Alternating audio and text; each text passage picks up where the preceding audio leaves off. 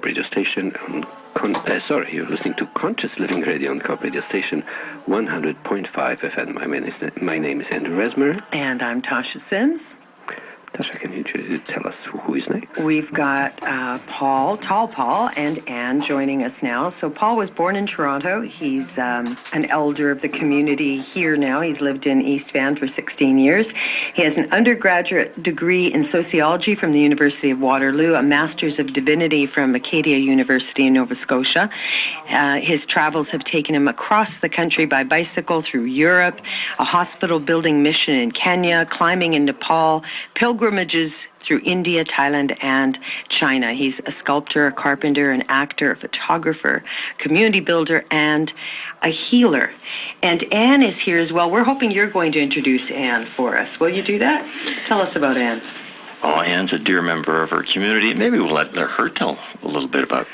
Sure, I can do that. My name is Reverend Anne Appleton. I am an ordained minister of metaphysics, so I'm non-denominational. I do everything from weddings and meditation, and I love conscious dancing. And that's really what brings us here today. Did you want me to say any more? Oh, well, when you guys talk about the community, for our listeners who don't know, what are you referring to? Tell us about the community. That's so funny because when we bumped into Shine in the anteroom here, we're trying to figure out where we knew one another from, and it came out that maybe it was a festival, the last one we were at, Antheos, but no, I think the one that we did was, he was at our Summer Intention gathering. It is... The festivals really are coming together for the conscious community, I think. Absolutely. Focus so much around music and dance, but they're ancient medicines that I think call us together that we know to be the truth in our bodies. That's the organizational principle, if you want, of our community that gets together to come together to celebrate because we think it's really, really important for us. And when you say our community, is it a specific group of people that always show up to the same events and it's kind of closed group that, always meets?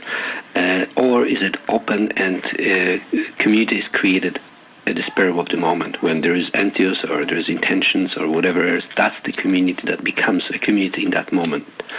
What do you mean?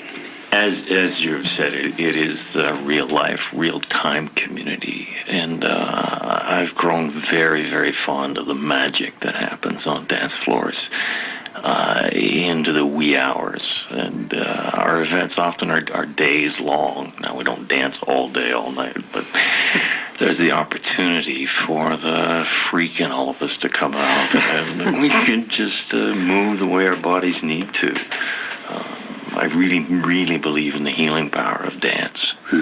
And specifically today, we invited both of you to talk about one of those intentional community initiatives that started 14 years ago. It's called Intention, and it is going to be happening at the end of the year and beginning of New Year. Tell us more about that. Yeah.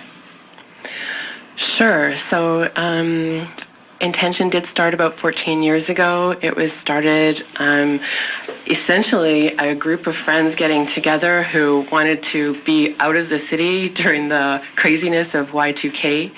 And they were all very musically inclined and loved to dance. And so my understanding is that's pretty much how they spent New Year's of 1999 together. And it was just so amazing and magical that the people who did it once had to do it again. Right. And it's just, it moves forward with the community momentum, which is beautiful. New people come in every year to be part of the organizing committee. Paul and I have both been doing it for a number of years, and it's magical and beautiful and absolutely amazing. Held on New Year's Eve? Yes, where? It's a 5-day event that is at a place called Camp Zajac. It's out in Maple Ridge, so it's only an hour out of town. It's, really, really, for me, that's a huge bonus because most events that I like to go to take several hours to get to. But don't try to go there by yourself. So you need chains to get there. Yes, you do. And if you don't have the chains to get there, you may need them on the way home. Mm-hmm. Information on all that stuff is at a website that we have up at Intention14.com. So there's lots of information there for anybody who wants to register. We're closing registration, or that you'd want to be able to register by this coming Friday. You'll find on the website also information about a pre-party that we're having on December 21st at the Capri Hall. On Fraser Street, yes. That'll be on the website too. And that's to give you a taste of what would be happening during the 5 days, kind of? Absolutely. People can decide. If they're listening, they don't quite know, is it right for me? They can come and dance on that. I don't even, because I remember, I actually had the opportunity to participate in one of the Intentions a couple of years ago, and I went to the party before. For me, it was more to kind of see who is there, who is going to be there, am I resonating with those people? And did you resonate? I actually didn't have a feel from the party at all, and until I went there, and the place is transformed completely. There is decoration, there is, and it's like Paul is saying. Obviously for you, it's important to have movement and music, but there is much more to that. There's entire 5 days are filled with activities that community is getting together to offer something that it's like very similar to when we talked about Burning Man. I think it's the same idea. Each comes with an idea. What am I going to contribute to this community? So Anne, Paul, tell us more about that aspect of intention. Workshops is sort of how we organize the other component that we're talking about, and it would support, I think, the kind of conscious living that you folks obviously talk about here all the time. The workshops are interesting because over time they have provided the platform for a prospective teacher to maybe explore a body of knowledge or a way of teaching in a very safe and supportive environment, and it has spawned the careers of many active artists and counselors.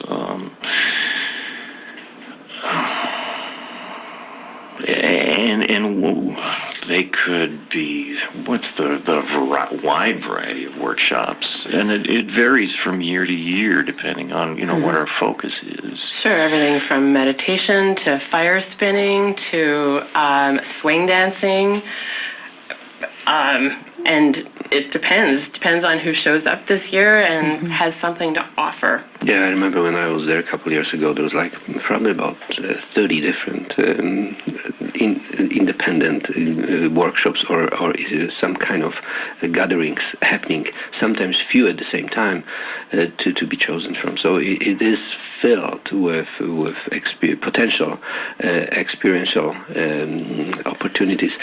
And the beauty of this kind of gathering is that it's awfully cheap. How can you do that? Tell us more about it. On a very tight budget and with lots of volunteers. Yeah, nobody gets paid. Pardon me.